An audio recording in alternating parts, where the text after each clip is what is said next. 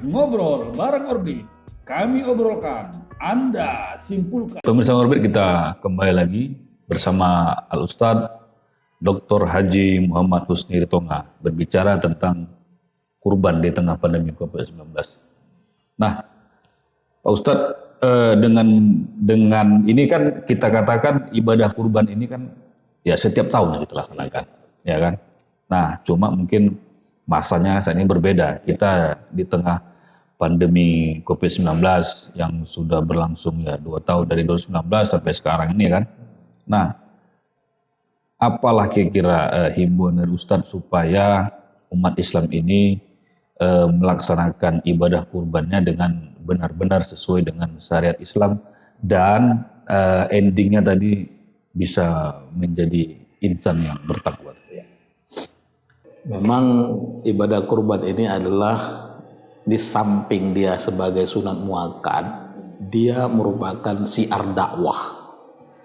Jadi siar dakwah ini biasanya ketika dilakukan kurban ini, Pak PI, kalau di masyarakat kita ini seluruh jamaah akan melihat bagaimana pemotongan kurban. Ini juga ada kerumunan di sana kan, padahal itu adalah siar. Nah, oleh karena itu dalam berkurban ini memang sangat dianjurkan bahwa yang berkurban itulah yang langsung menyembelih kalau dia bisa menyembelih. Nah, jadi kalau misalnya ada seorang pemuda yang sanggup dia untuk menyembelih dan mahir dia menyembelih, inilah yang terbaik untuk menyembelih kurbannya ketika kalau dia berkurban.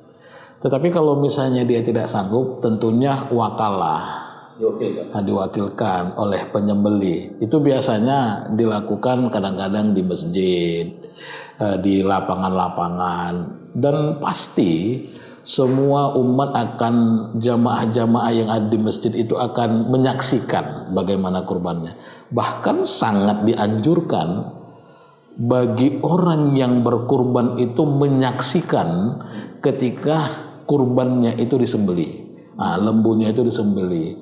Bahkan ada sebagian pendapat kalau dia tidak bisa menyembelih, minimal dia memegang kurbannya ketika pada saat disebut namanya, disebut namanya dipegangnya lah, ya kan. Tapi itu sebenarnya adalah pendekatannya adalah syariat.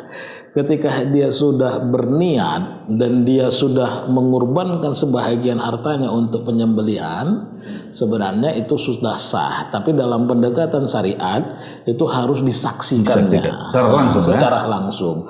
Bahkan lebih baik kalau dia melakukan itu berkorban. Jadi saran saya kepada orang yang berkurban, bersihkanlah hati. Pertama, kurban itu adalah bentuk media untuk rindu kita kepada Allah. Nah, bagi orang yang tertunda menunaikan ibadah haji, ya silahkan berkurban. Bentuk implementasi kita kerinduan kita kepada Allah.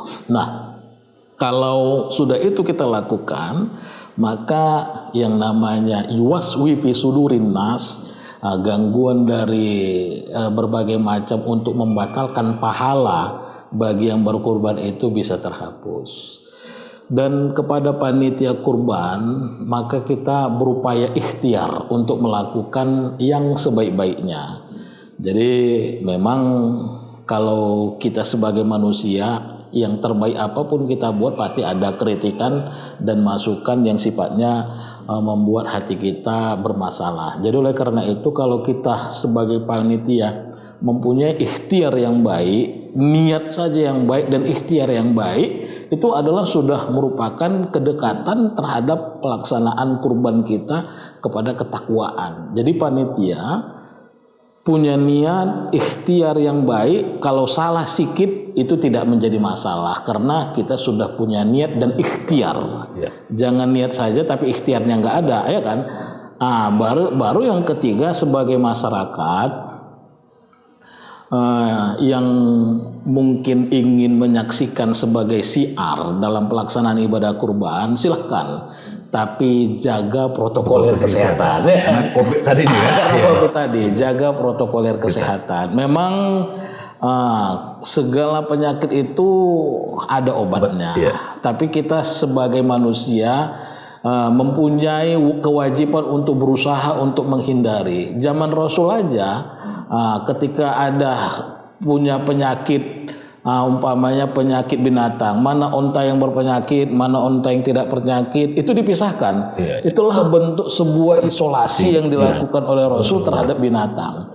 Ketika ada wabah, Rasul mengisyaratkan kepada masyarakat supaya jangan terlalu berkeliaran, jaga diri, berdiam di rumah. Berdiam di rumah. Itulah yang salah satu bentuk isolasi yang dilakukan pada saat itu. Di era sekarang ini kan kita punya media, kita punya apa segala macam, dan pemerintah juga sudah mensarankan kepada kita untuk menjaga protokoler kesehatan. Pada prinsipnya adalah bagaimana kita bisa sehat walafiat melaksanakan ibadah, apalagi kurban ini kan.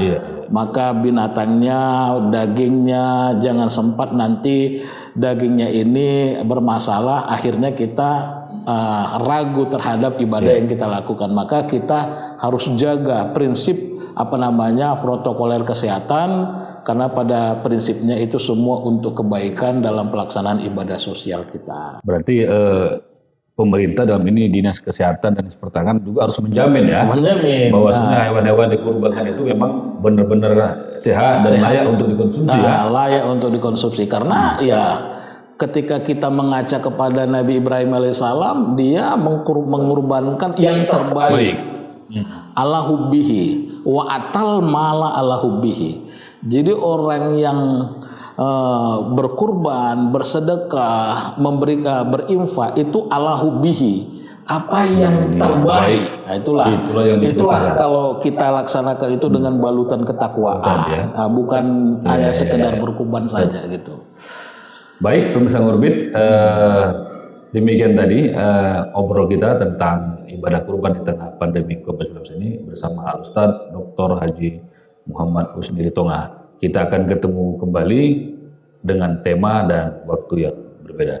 Demikian, wassalamualaikum warahmatullahi wabarakatuh. Ngobrol bareng Orbit, kami obrolkan, Anda simpulkan.